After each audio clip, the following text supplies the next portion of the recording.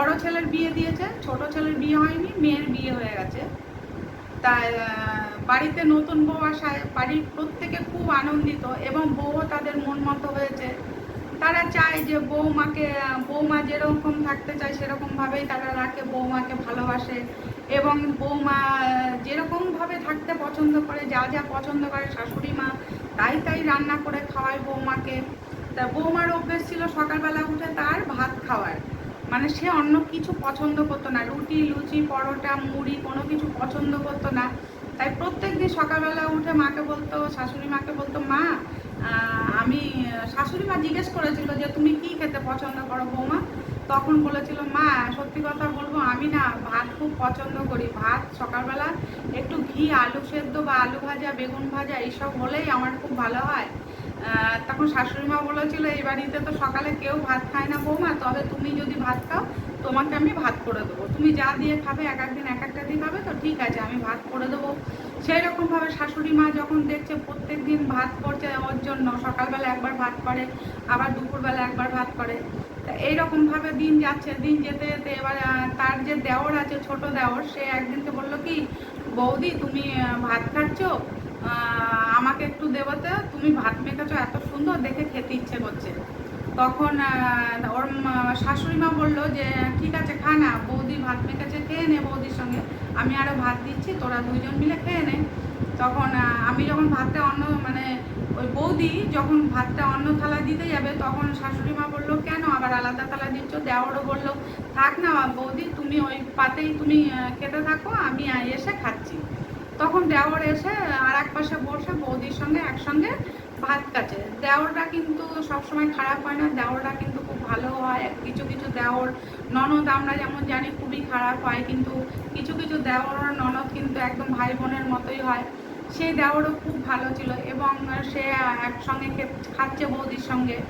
এরকমভাবে সেও মাঝে মাঝে ভাত খাওয়া শুরু করলো দেওর বৌদির সঙ্গে। বলে, বৌদি এত সুন্দর ভাত মাখে, আমার খুব ভালো লাগে ভাত খেতে। তা ওর মা বলছে, প্রত্যেক দিন তুই এরকম ভাত খাচ্ছিস, এরপরে তো মোটা হয়ে যাবি। তখন বলছে, না বৌদি যখন মোটা হচ্ছে না আমিও হব না, আমি বৌদির সঙ্গে ভাতই খাবো। তা যাই হোক, সবার জন্য রুটি হলেও বউয়ের জন্য ভাত হতো, ওই ছোট ছেলে তা বৌদির সঙ্গে ভাত খেত। তাই এরকম একদিন সকালবেলা বৌদি আর দেওর ভাত খাচ্ছে, এক থালায় ভাত মেখেছে, দুইজন দুপাশে খাচ্ছে। খেতে খেতে তখন বাড়িতে কিছু অতিথি এসছে, মানে বউটা শ্বশুর বাড়ির কিছু অতিথি এসছে। এসে দেখেছে দেওর আর বৌদিকে একসঙ্গে ভাত খেচ্ছে, দেখে তারা, বাবা তোরা কি করছিস, এরকম ভাবে একসঙ্গে ভাত খাচ্ছিস, এই সকালবেলা আবার কেউ ভাত খায় নাকি? তখন তার শাশুড়ি মা বললো কি, হ্যাঁ রে, আমার বৌমা না ভাত খেতেই পছন্দ করে, অন্য কিচ্ছু খায় না, এরকম না খেলে তো শরীর খারাপ হয়ে যাবে, তাই আমি সকালবেলা ওদেরকে ভাত করে দিই। তাই বৌদির দেখা দেখি দেওয়ারও ভাত খাওয়া শুরু করেছে। দেখ, তখন বলছে, দেখবো দেখবো এত ভালোবাসা কোথায় থাকে, কতদিন থাকে এরকম ভালোবাসা, দেখা যাক কতদিন বৌদির সঙ্গে এরকম একসঙ্গে খেতে পারিস, তবে দেখবো কতদিন তোরা এরকম একসঙ্গে মিলেমিশে থাকতে পারিস। ওই আত্মীয় স্বজনদের কথাগুলো না সত্যি শুনতে এত খারাপ লেগেছিল। তা আমাদের মানে তখন ওই বাড়ির যে ভদ্র মহিলা, উনি কিন্তু কোনো প্রতিবাদ করেননি বা ছেলের বউ কিছু বলেননি। যে ছেলে ভাত খাচ্ছিল, দেওর খাচ্ছিল, সেই বাড়ির কেউই কোনো প্রতিবাদ করেননি তার কথা। তারা আসলো, খেলো দিলো, সারাদিন থাকলো, বিকালবেলা চলে গেল। কিন্তু যত দিন যাচ্ছে তাদের ভালোবাসা কিন্তু দিন দিন বেড়েই যাচ্ছে সেই বউটির পরিবারে। শাশুড়ি শ্বশুর দেওর স্বামীকে নিয়ে এসে ভালোই সংসার করতে থাকলো এবং তাদের পরপর দুটো সন্তান হলো, সন্তানও ভালো ছিল এবং আস্তে আস্তে দেওরেরও বিয়ে দিল, দেওরেরও বিয়ে হলো। বিয়ের পরেও কিন্তু দেওর যা বৌদি সবাই একসঙ্গে ভাত খেত।